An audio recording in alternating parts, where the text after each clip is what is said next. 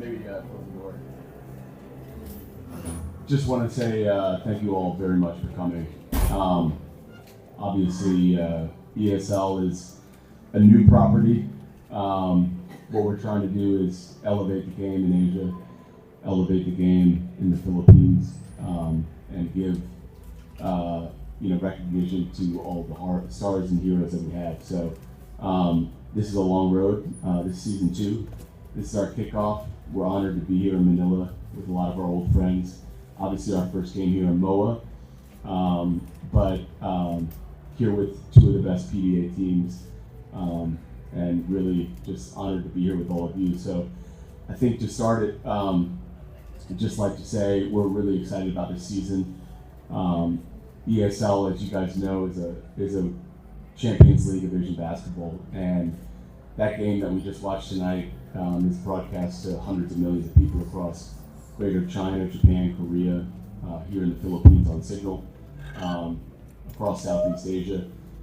This is a platform that allows all these players to get recognition for what they are, which is elite athletes, and compete at the highest level.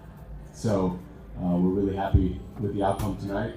We're really happy that the successful kickoff, and we're really happy that all of you guys are here to tell those important stories about the players, about the teams, about the leagues, and really helping us in elevating the game out in the region as well. So that's what I'll stop with, and I think I'll open it up for a few questions if anyone has any questions on that. But really, just want to say thank you very much for being here, and I hope you enjoyed it as much as we did. We have a full season ahead of us, and we're really excited to be here in Manila, and I hope to see you guys in Taipei, Hong Kong, Macau, Hiroshima, Okinawa, Seoul, Busan, and all the cities we play in, but also as we expand, all the cities we'll play in as well. So thank you very much. Any questions, please go ahead.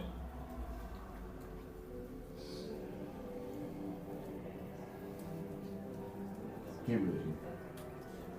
Hi sir, good evening, and first of all, congratulations for the opening night of EASL. Sir, with the amount of reception that you've gathered from the Filipino fan base, is there any possibility that you might want to expand on the Philippine market, maybe get more than 2 PBA teams in the future for EASL?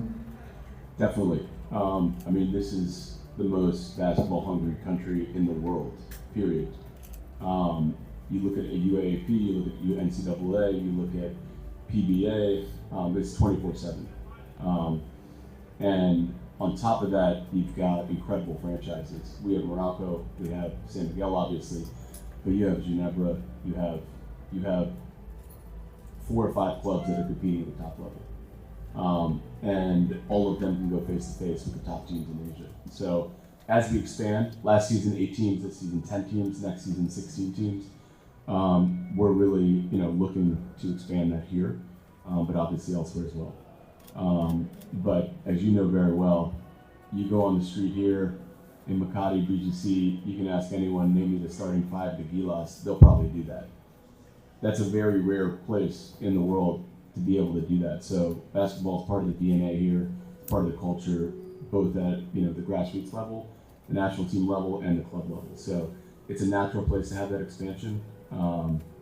Obviously, it'd be up to the PBA, but we really, we want to expand our presence here, and also, elevate these clubs here as well. Yeah. Evening, sir, and congratulations on opening the season on a bright note. You mentioned that Ranco played with the naturalized player Ange Kwame and Sisi tonight.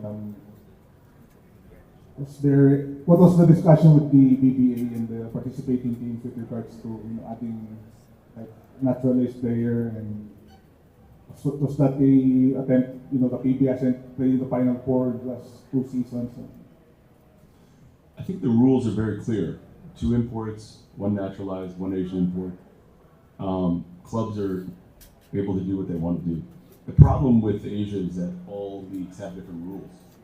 You have, the P League in Taiwan that allows a college graduate to automatically qualify as a local. You don't have that in a lot of other places. You have B-League, which allows 2 imports on the court, but also allows a naturalized player or an Asian import. You have the PBA, which has Phil Ams, which aren't recognized by FIBA, but in PBA are recognized as locals. And then you're allowed an import, and used to have an Asian import. So to set a sort of standard for everyone to play that's equal and fair, I think is the key. And to do that in a way that allows the local heroes to elevate is really our sort of objective. The naturalized player, as we all know, is getting more common, not just in the Philippines, but elsewhere. I think Japan is probably the most developed market for that. I'm not sure how many they have, but maybe 8. In the Philippines, we got Andre Blatch, we got Brownlee, we got obviously Kwame. But that's something that we'll probably see accelerate as the game goes forward. So for us, applying one rule to all clubs is I guess difficult, but you got to do it. And in that sense, if you tell San Miguel or you tell Morocco, here's the rules, and you want to play, you want to compete, and you want to win, they're going to go out and abide by those rules, but they're also going to play to win. So I think Kwame is a great addition. You saw his performance tonight. Obviously, coming out of France and what he did there and coming back to the Philippines, I think is really exciting. And hopefully he'll stay here. We'll now keep the floor open for 2 more questions. Good evening, Ivan from Tawad Philippines. You mentioned already, also, in connection to Melo's question, because about the expansion, there's another league in the Philippines called the MPBL, and earlier this year there was a report that you have an exploratory talk with the MPBL. So is there a chance that they're going to make it in season 3? We didn't have exploratory talks. We obviously have an enormous amount of respect for Manny Pacquiao. He's the epitome of the sort of Asian hero we try to elevate. That's a Filipino athlete, that's a global name, and we want to do that in basketball. The PBA is our partner, it's always been our partner. They are doing a lot of creative and innovative things this season, and I think they're going to do a lot more going forward. So our partnership and our plans are all with the PBA. And in terms of how that develops, whether expansion teams that they have, or whether guest teams that they have, or whether we add more teams, I think you'll see more stuff to come. But in terms of our agreement with both FIBA and the Philippines, it's with the PBA. Of course, enormous respect for NBPL, what they've done and what they've created, and a lot of other leagues in the Philippines, not just NBPL. But in terms of our vision and our strategy, it's only with the PBA. And these are franchises that have been around for 50, 60 years, and obviously the PBA is celebrating its anniversary coming up. That legacy, that sort of history, that's priceless. And those are things that you can't replace, whether it's going back to Jaworski or going even further back to El Presidente. I mean, these are things that you can't recreate. So I think for us, being with PBA is an honor, and expanding on that relationship is something that we're, discussing. Good evening, Sir Henry. Last year you had a successful Final Four, EASL Final Four in Cebu. Any chance of holding the Final Four again here in the Philippines?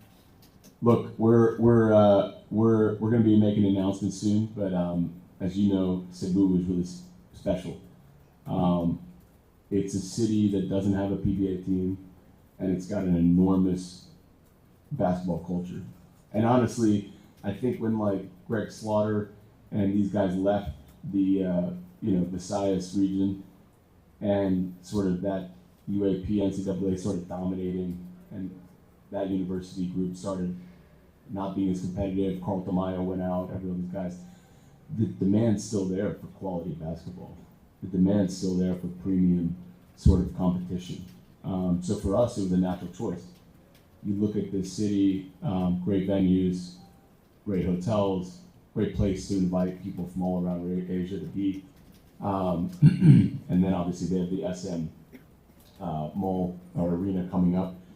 So we're really excited about Cebu, and we think it's an extremely untapped market to be playing in and to be celebrating basketball.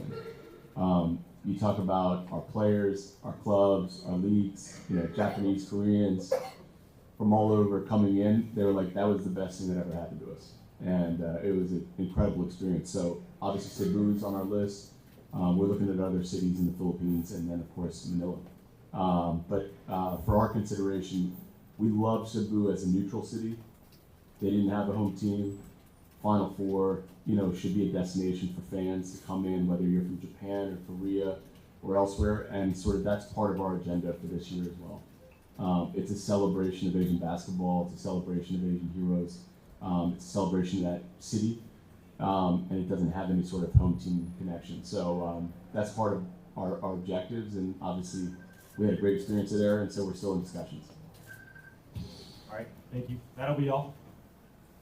Thank you guys very much. Thank you for coming to our first opening tip-off, and really hope to see you guys all over the next couple of games, either here in Manila or elsewhere. Thank you.